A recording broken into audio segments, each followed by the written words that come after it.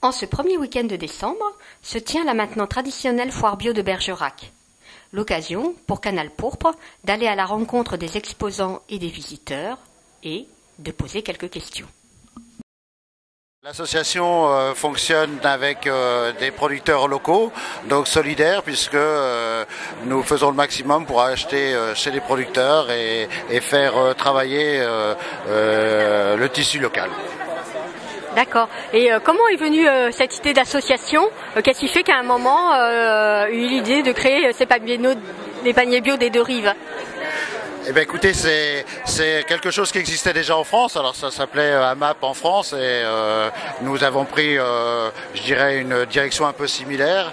À la base, c'est quand même une productrice de légumes qui souhaitait que des consommateurs se fédèrent autour de sa ferme. Et puis d'autres producteurs se sont ajoutés et c'est comme ça qu'est née cette association. Ben voilà, maintenant 6 ans. D'accord. Et alors, comment ça fonctionne? Il y a combien de producteurs, combien de gens qui viennent acheter? Alors aujourd'hui, donc, nous sommes 54 adhérents, dont 12 producteurs, 2 lieux de distribution, un Aimé et un Bergerac. Est-ce que vous reconnaissez pour le coup dans le thème de consommateur, qui est un terme que l'on entend pas mal utilisé, en ce moment?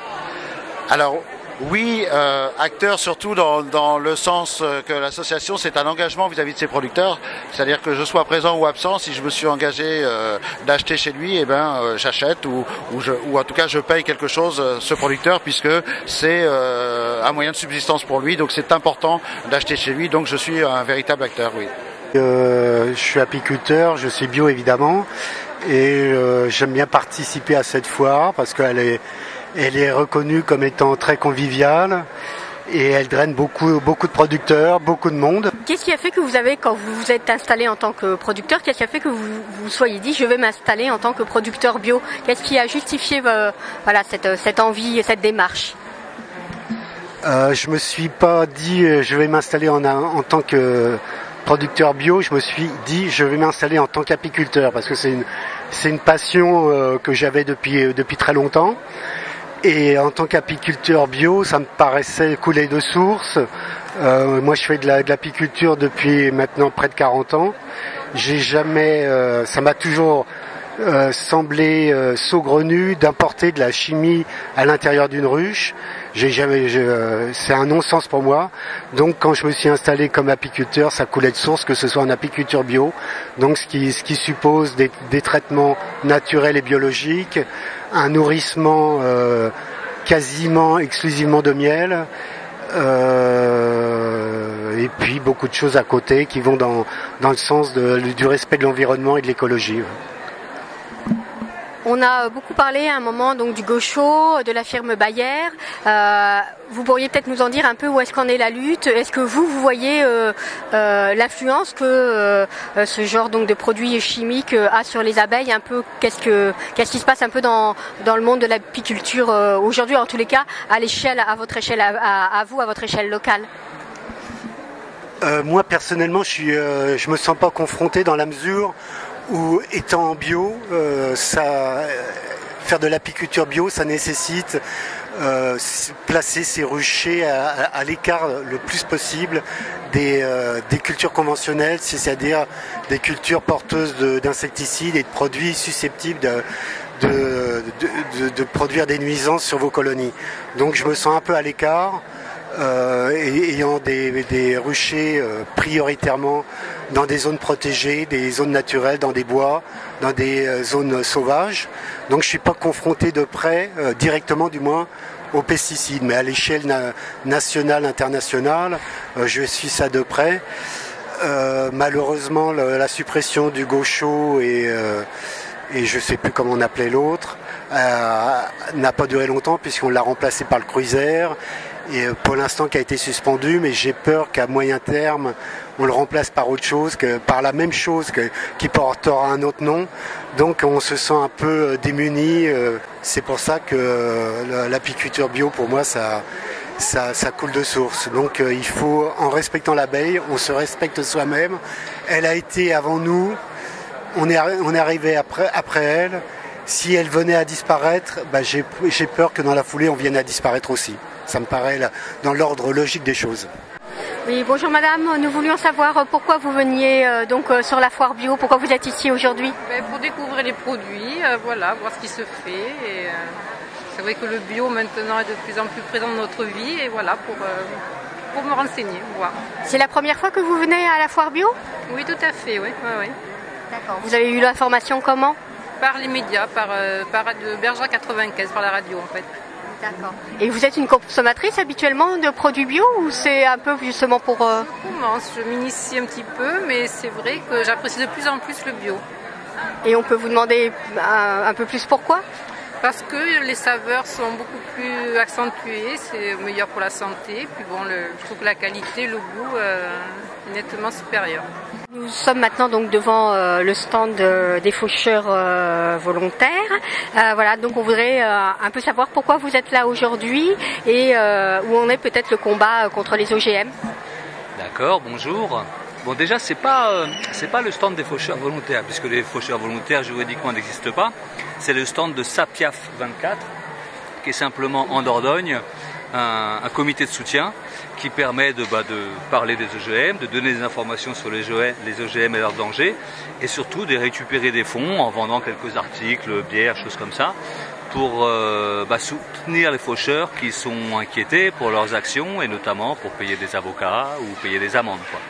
Alors en Dordogne, à notre connaissance en tout cas, des OGM il n'y en a pas, mais même sur le territoire national, en tout cas s'il y en a, c'est caché dans le sens où ça fait quelques années maintenant que la culture d'OGM à vocation commerciale est interdite sur tout le territoire. Donc non, en Dordogne, il n'y a pas eu d'action récente de la part des faucheurs. Vous dites que donc, les OGM sont interdits sur le territoire national, donc qu'est-ce qui justifie alors votre action, la continuation de votre action? En fait, si je dis que c'est interdit, c'est simplement qu'il y a eu un moratoire. Ça veut dire qu'un moratoire, c'est pas définitif et qu'il existe quand même pas mal de lobbies parmi les semenciers pour réussir enfin à ce que la France ou l'Europe autorise les OGM, quoi. Donc il y a lieu particulièrement d'être vigilant. J'aurais voulu vous demander pourquoi vous veniez à la foire bio, voilà. Alors, pour voir déjà pas mal de gens que je connais qui ont des stands de vin par exemple ou autres, et puis pour faire une petite promenade, voilà. D'accord. Acheter quelques produits, enfin voilà, se promener, voilà.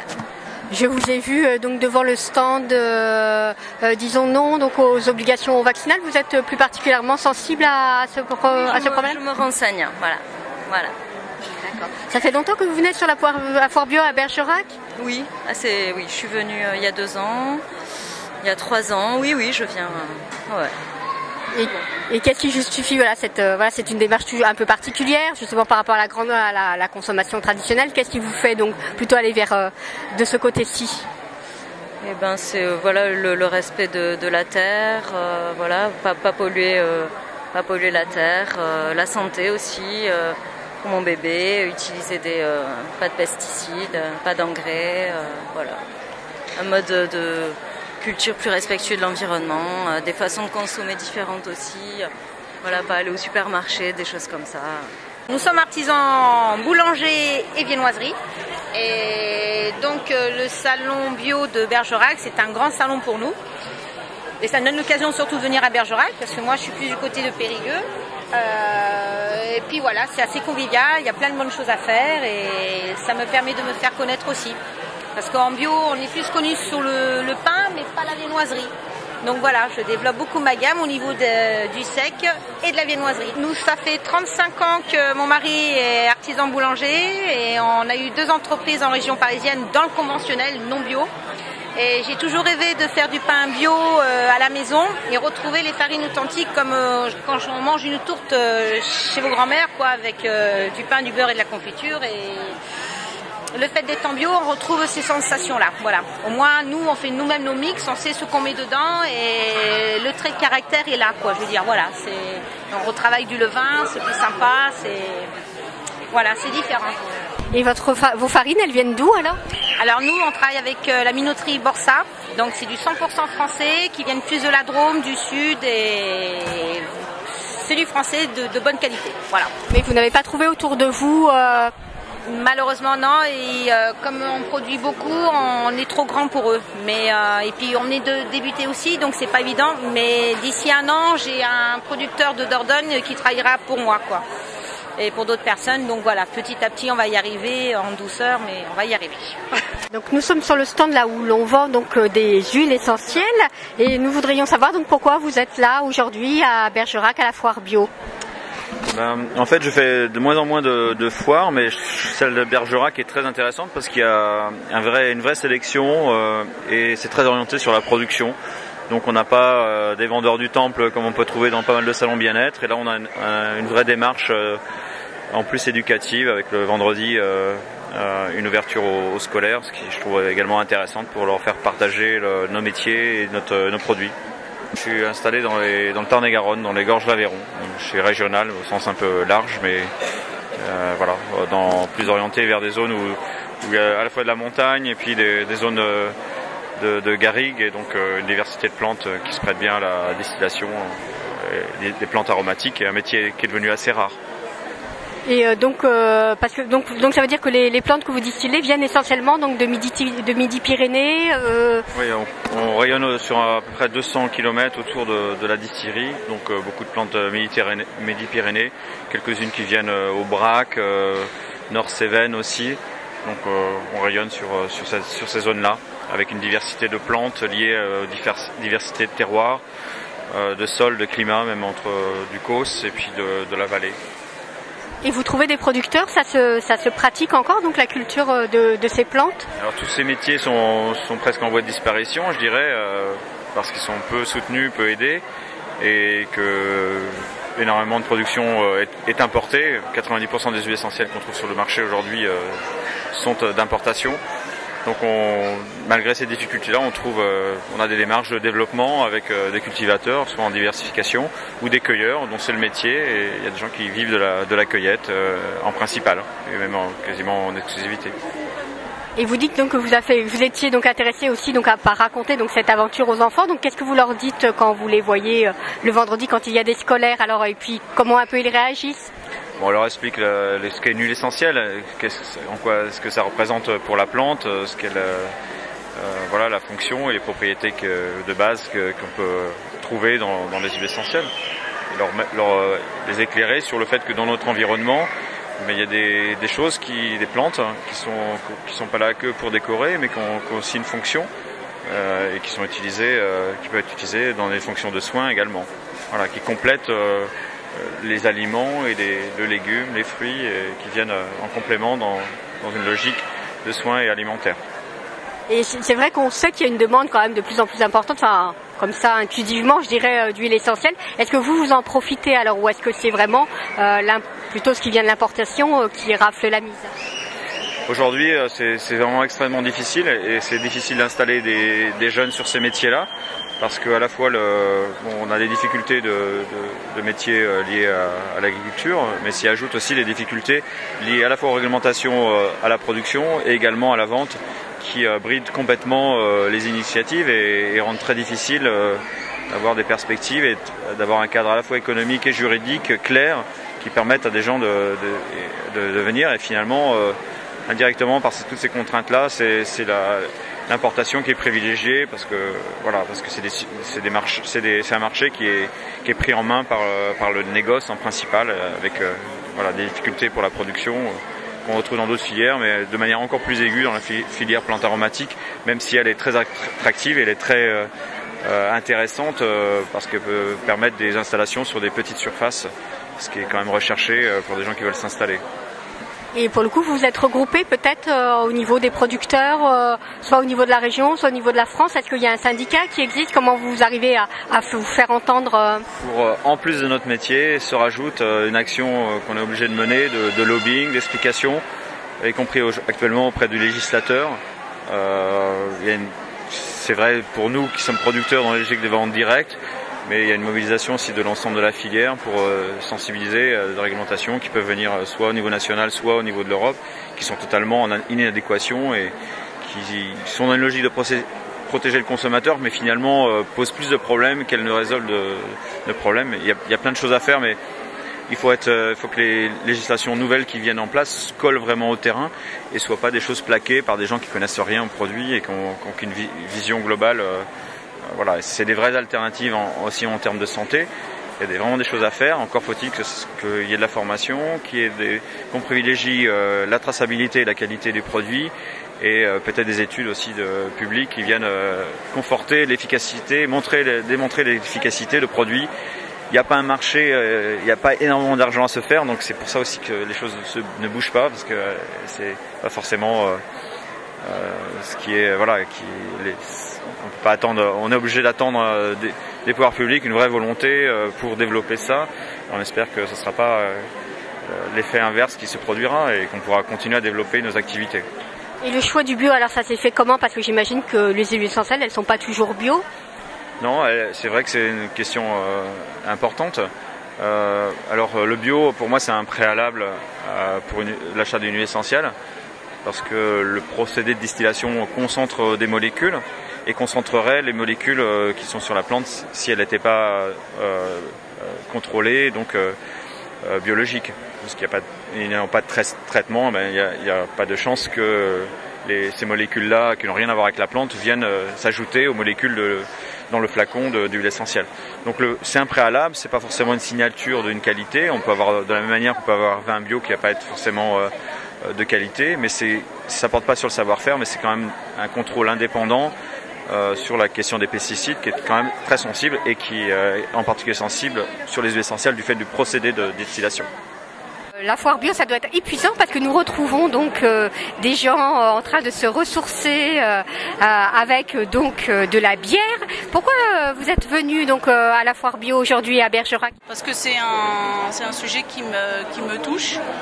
Je suis sensible à tout ce qui est agriculture biologique. J'essaie de manger bio le plus possible au niveau des légumes, pour le pain, les céréales, les choses basiques, les huiles. Quand vous achetez bio, vous regardez juste le label ou vous regardez aussi la provenance, si ça vient plutôt du côté local ou si ça vient plutôt, peu importe la provenance finalement? Ah non, je fais attention aussi à ça parce que je trouve que si on achète des pommes bio qui viennent d'Argentine, je trouve que ça ne colle pas avec l'éthique. C'est pour ça que je suis venue à la foire bio pour rencontrer des petits producteurs. J'ai vu qu'il y avait un distilleur d'huiles essentielles. Il y a des producteurs de fruits et de légumes. Il y a les paniers bio. Il y a le vin aussi. Il y a de la bière qui est vraiment excellente. Donc c'est une foire très intéressante. Nous sommes donc avec Thierry Baudry, président de la foire bio. Est-ce que vous pourriez nous dire comment est née la démarche de cette foire, depuis combien de temps elle existe et peut-être aussi depuis combien de temps vous en êtes le président?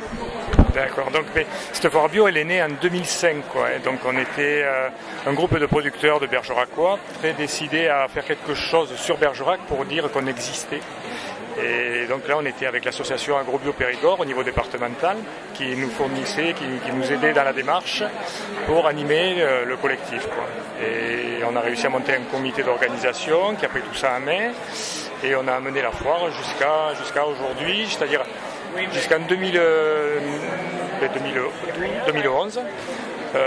On n'avait pas trop de soucis, les aides étaient là pour AgroBio Périgord, donc la foire pouvait toujours être aidée et soutenue par AgroBio Périgord. Malheureusement, en 2012, le conseil régional a arrêté les subventions pour la promotion de la bio par le biais de la foire bio. Donc il a fallu trouver une solution et la solution ça a été de créer une nouvelle association qui est devenue Vivons Bio en Bergeracois. Et elle est formée par le comité d'organisation, qui déjà depuis pas mal d'années est déjà uni, soudé, travaille ensemble. Donc on s'est remonté les manches et voilà, on a réussi à vraiment faire la foire et la maintenir. Ce qui fait aussi qu'on a pu la maintenir, c'est qu'on a eu beaucoup de soutien, que ce soit notre illustrateur Jeff, que ce soit notre imprimeur Jérôme des imprimeries, que ce soit le pays de Beleim pour faire la décoration, que ce soit, je vais voudrais pas en oublier. Même Agrobio Périgord avec des bénévoles qui sont venus nous aider. On a eu aussi, bien sûr, la ville de Bergerac, quoi, donc avec le maire Dominique Rousseau, qui nous ont vraiment boosté là-dedans, ils nous ont aidés financièrement pour qu'on puisse amener la foire à bien. Donc, si j'ai bien compris, dans cette association Vivons Bio en Périgord, ce sont donc des producteurs, donc des gens qui sont agriculteurs. Alors, il y a des agriculteurs, mais là, aujourd'hui, elle est vraiment formée que par le comité d'organisation. On n'a pas eu le temps, dans cette année, de faire adhérer les gens, parce qu'on a été vraiment pris par la mise en place de la foire bio. Mais il n'y a pas que des producteurs. On a la chance aussi d'avoir des consommateurs et des personnes qui sont très, très motivées, avec voilà, une autre vue et qui, du coup, apportent beaucoup de choses dans le comité d'organisation pour arriver à mener à bien cette foire. Voilà. Donc nous, c'est vrai que là pour l'instant on a fait un tour sur les stands, mais j'imagine que la foire bio c'est pas que ça. Il y a peut-être aussi des débats, il y a peut-être aussi des scolaires qui viennent. Est-ce que vous pouvez nous dire nous en dire un peu plus? Oui, tout à fait. La foire au départ on n'était que sur 2 journées, samedi et dimanche. Et puis on s'est dit, ce qui serait bien c'est d'aller toucher justement les enfants. Parce que c'est pas que les parents qu'il faut toucher, c'est aussi les enfants. Les enfants, il faut leur expliquer ce que c'est que la culture biologique, le pourquoi on travaille comme ça, et le comment aussi. Et donc on s'est dit, pourquoi pas aller visiter et essayer de voir avec des écoles, d'aller avec eux, les rencontrer. Et on a commencé donc par des petites écoles, l'école d'Evore qui nous a reçus. En l'occurrence, moi j'en faisais partie, j'étais un de ceux qui ont pu présenter le métier de viticulteur en culture biologique, un producteur de raisins. Et ça fait boule de neige et maintenant voilà, les écoles nous réclament pour qu'on y participe. Cette année, donc la grande différence, c'est qu'on a été sur des élèves un petit peu plus grands, c'est-à-dire que moi j'ai fait une intervention aussi à Mende de Biran avec une classe de seconde et une classe de terminale pour essayer justement aussi de les inciter à venir nous rencontrer et voir un petit peu ce que c'était que le développement durable, que toutes ces notions que l'on entend à droite et de gauche. On a eu aussi cette année avec l'association Tapage la projection du film de Pierre Rabhi. On a passé un super moment. C'était tout dans la lenteur, mais vraiment dans le plaisir total, et avec énormément de gens qui sont venus voir ce film. Donc on était vraiment très satisfaits, et pour nous et pour l'association Tapage, donc qui a réussi quelque chose de super. Et ça s'est terminé aussi par un débat où on pouvait justement essayer de faire passer les choses, répondre aux questions des gens par rapport au film ou par rapport à notre façon de travailler, quoi. Et donc quand même vous disiez donc je crois né à partir de 2005, donc ça fait donc pas tout à fait 10 ans mais presque. Donc pour le coup est-ce que vous avez l'impression que ça se développe, que les gens sont de plus en plus intéressés? Comment vous voyez un peu la tendance alors de ce travail qui est un travail de longue haleine? Alors c'est vrai que ça fait la 9e foire et aujourd'hui avec un moment de l'inauguration, tout ce que j'ai pu entendre, c'est vraiment que des côtés positifs. Vraiment même les politiques veulent vraiment s'impliquer dans la démarche locale, quoi. Ils se rendent bien compte que dès qu'une association locale porte quelque chose de ses propres bras, et ça fonctionne, quoi. Donc ils vont nous donner des moyens et sûrement il y a de grandes chances, et c'est peut-être un scoop, mais qu'il y a quelque chose qui se fera en période estivale pour justement le faire à l'extérieur, dans la belle ville de Bergerac, quoi. Et on sent bien que le consommateur est aujourd'hui a tellement entendu de choses et tellement craintif, il vient se rapprocher beaucoup plus de nous pour qu'on puisse l'informer et qu'on puisse on va dire le tranquilliser un petit peu sur la sécurité de nos produits, quoi, et se dire je consomme bio, c'est pas plus cher, ça revient pas plus cher si on va aller chercher où il faut. Bien sûr, l'idéal c'est d'aller voir les producteurs. Il y a des distributeurs sur certains produits, ils sont incontournables parce que les produits on les a pas à côté de chez nous, et des fois on est content bien sûr de manger des bananes, on va les trouver chez un distributeur. Un producteur local n'a pas de bananes, quoi. Donc je veux dire, c'est vraiment l'ensemble qui fait qu'aujourd'hui le consommateur vient vers nous, quoi. Il cherche à comprendre le pourquoi on était même parti aussi loin dans l'agriculture conventionnelle qui aujourd'hui est quand même très décriée à cause de ces molécules chimiques de synthèse, quoi. D'accord. Donc vous êtes plutôt optimiste pour l'avenir? Complètement optimiste, et puis ce qui me rend optimiste aussi, c'est que beaucoup de jeunes qui sortent des écoles viennent dans la démarche culture biologique. À une époque, même moi quand je me suis installé en 1989, c'était au contraire très mal vu. Fils de vigneron qui partait en culture biologique, c'était mais qu'est-ce qu'il veut nous prouver, ou alors Ah, mais qu'est-ce qu'il veut? Il nous accuse d'être des pollueurs et ça passait vraiment très mal. Aujourd'hui, les jeunes qui partent en culture biologique, au contraire, sont reconnus, sont soutenus et sont appréciés par tout le monde, quoi, même par les autres producteurs, quoi. Donc c'est vraiment très favorable et je suis donc optimiste dans le long terme pour l'agriculture biologique, quoi. Alors malgré parfois ce que l'on entend autour de la PAC et malgré quand même le fait qu'on a une tradition de culture d'exportation, où on a quand même l'impression que c'est quand même plutôt ça qui est aidé, mais c'est peut-être une fausse idée que l'agriculture biologique locale. Alors, bien sûr, ça c'est les grands discours que l'on entend, mais ce qui va nous aider, je pense que ce qui fera vraiment qu'on pourra développer l'agriculture biologique, c'est la prise de conscience par le consommateur. Le consommateur aujourd'hui, s'il comprend qu'il vaut mieux acheter un produit qui paraît être un peu plus cher, mais il ne va pas se rendre malade avec, s'il va dans cette démarche-là, on n'aura pas besoin de la politique agricole commune pour développer l'agriculture biologique. On pourra laisser cette politique agricole commune qui ne nous correspond pas de côté et du coup, l'argent qui est ponctionné par les impôts pour cette politique agricole commune n'aura pas besoin d'être, quoi. Donc ça vraiment, il faut que le consommateur se rende bien compte que c'est lui qui a tout le pouvoir aujourd'hui, c'est lui qui a le pouvoir de dire non au moment des élections, au moment de son acte de consommation. Tout le monde peut faire quelque chose. Il ne faut pas dire mais qu'est-ce que je peux faire, je ne peux rien faire, c'est totalement faux. Si on commence à vraiment se rapprocher du milieu agricole, de la production locale, on peut être sûr qu'on arrivera à la développer. S'il y a de la demande, l'offre viendra automatiquement. Si le paysan comprend qu'il peut vivre dignement de son métier, il ira, quoi. Il n'est pas stupide. Oui, après, il y a peut-être aussi un savoir-faire, non, qui a été plus ou moins perdu par quand même des années où ça a été des techniciens qui ont quand même repris un peu la main, qui donnaient les engrais à pulvériser, etc. Et je ne suis pas du milieu, mais j'en ai quand même entendu parler, quoi, quand même de cette perte de savoir-faire. Donc comment ça, c'est en train de se reconstruire, ça, aujourd'hui? Alors, c'est en train de se reconstruire, on va dire, justement avec l'expérience des vieux bio, quoi, des pionniers de la bio. C'est assez régulier qu'on a des jeunes ou des moins jeunes qui viennent nous voir pour se renseigner, pour essayer de comprendre. Et du coup, ils se réapproprient ce savoir-faire, quoi. Et ils vont dans l'information et ils ont la possibilité de s'informer. On trouve aujourd'hui la possibilité de trouver des informations pour se reconvertir à la culture biologique. On peut même il y a même aujourd'hui des formations, quoi. Donc, il y a vraiment une possibilité et c'est pour ça que je reste très optimiste, quoi. Merci beaucoup. C'est avec grand plaisir. C'est la meilleure foire de la région, tout simplement. C'est une où c'est que j'ai beaucoup de clientèle sur le Bergeracois. C'est pour ça que je viens absolument pour rencontrer ma clientèle, mes consommateurs. Pourquoi c'est important de rencontrer ces consommateurs? Un échange pour l'échange, savoir ce qu'eux ils désirent et si nous on peut produire en face. Et savoir la qualité qu'ils recherchent. Surtout ça. Et le contact consommateur direct permet de dire que s'il y a un problème sur un produit, eh bien, on essaie de résoudre, nous, producteurs, le problème. D'accord. Et donc vos clients sont donc essentiellement sur Bergerac.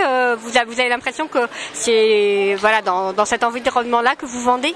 Alors j'ai un environnement assez large puisque moi je suis à 40 km de Bergerac, donc je rayonne sur 40-60 km maximum. Mais Bergerac, c'est 30% en viande, c'est 30% de ma clientèle. Donc je fais partie des paniers bio de Rives qui me permet d'étoffer un peu mes produits.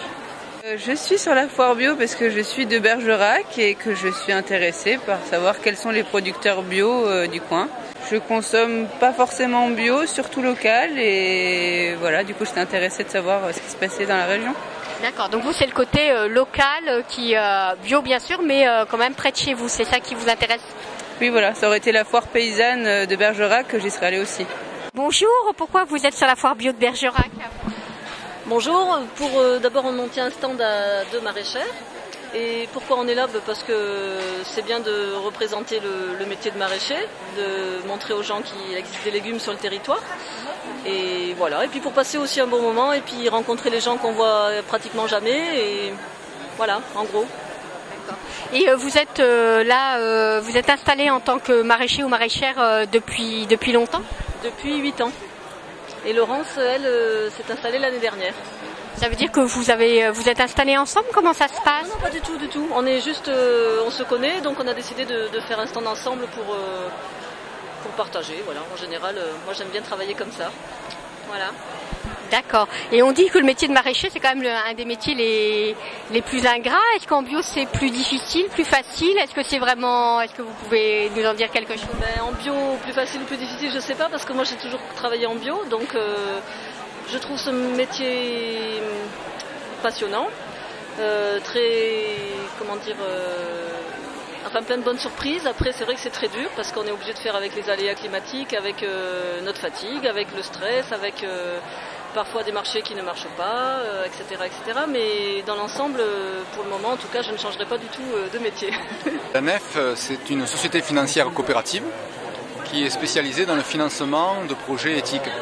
C'est-à-dire qui apporte une plus-value soit sociale, soit culturelle, soit environnementale, et si possible les trois. C'est une quasi-banque, puisque pour le moment nous n'avons pas le statut de banque qui permet de faire du court terme. Donc on peut pour le moment faire juste de l'épargne à plus de 24 mois. Donc on ne peut pas avoir des livrets ou des comptes courants en direct. C'est pour ça qu'on a pour le moment des comptes courants en partenariat avec le crédit coopératif. C'est-à-dire si quelqu'un veut ouvrir un compte courant NEF, il faut qu'il le fasse auprès du crédit coopératif, dans l'agence la plus proche. Et s'il veut travailler directement avec nous, il peut faire de l'épargne à plus de 24 mois et prendre des parts sociales. Puisque tous nos épargnants sont sociétaires. Et moi, ma responsabilité, c'est de faire vivre le lien entre les sociétaires. Parce que moi, je ne suis pas chargé de crédit, mais je suis responsable de la vie coopérative pour la délégation de Toulouse à la NEF. Et donc, alors ça veut dire quoi? Que la NEF, elle soutient des projets d'installation d'entreprises de l'économie sociale et solidaire, comme on dit aujourd'hui?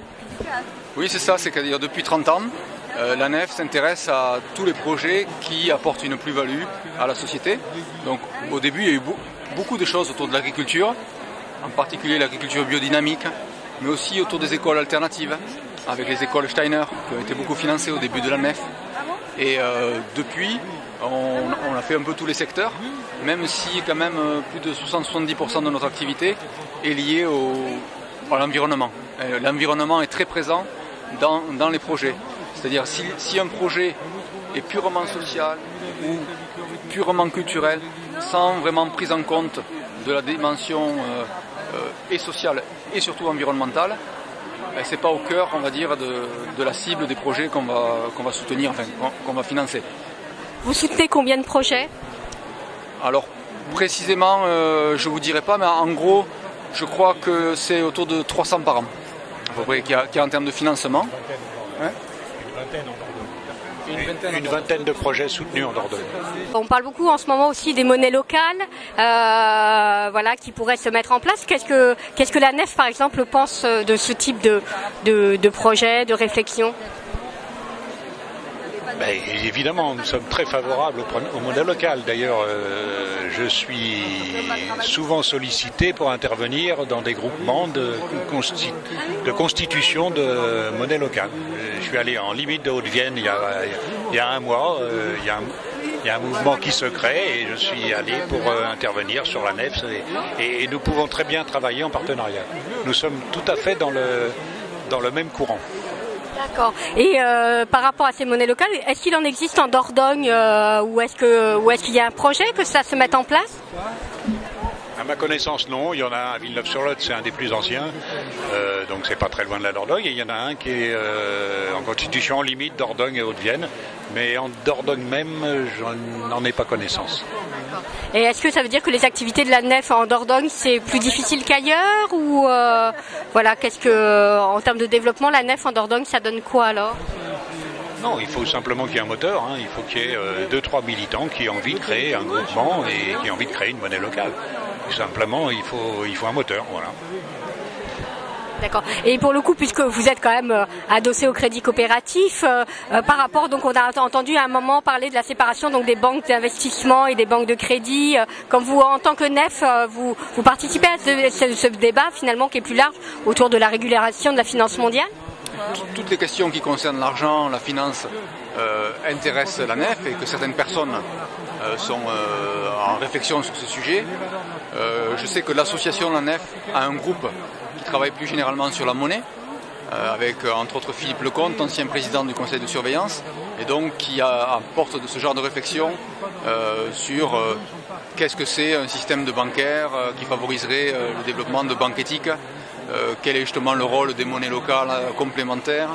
Donc tout ce qui concerne la banque, la monnaie, l'argent, à partir du moment où il y a l'éthique au cœur du sujet, ben, ça intéresse la nef, sachant que le cœur de la nef, c'est le métier de banque et de prêter, donc de récolter de l'argent et de le prêter pour que ça soit vertueux en termes de soutien à une économie qu'on retrouve présente sur cette foire.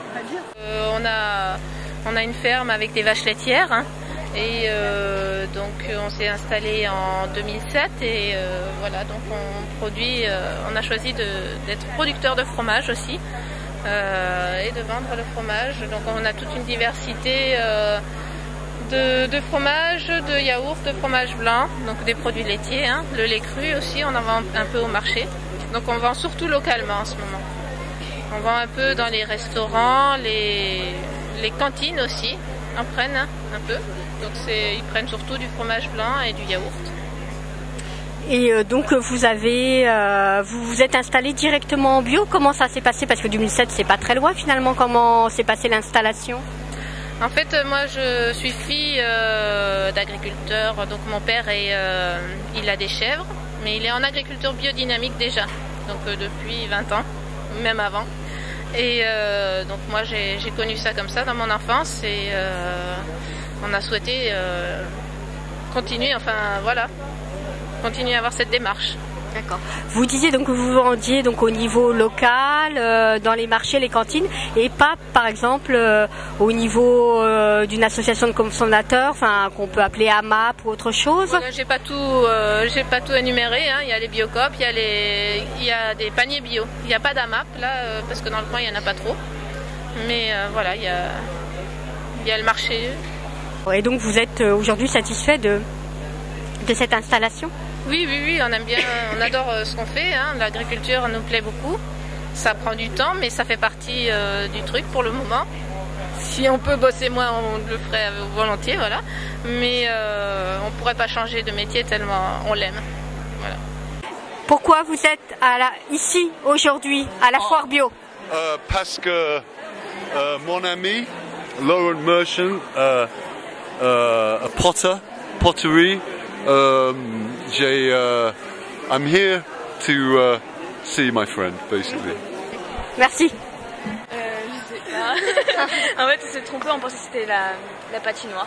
Alors sur le tract que vous venez donc de nous donner, il y a marqué donc éléphant sans défense pour que vive Fralib. Est-ce que vous pouvez nous expliquer quelle est la teneur de ce tract et pourquoi vous le distribuez apparemment donc au nom d'attaque? Nous avons avec les Fralib un très bel exemple, hélas, de l'emprise d'une multinationale, Unilever, sur une entreprise locale située à Gémenos, donc près de Marseille.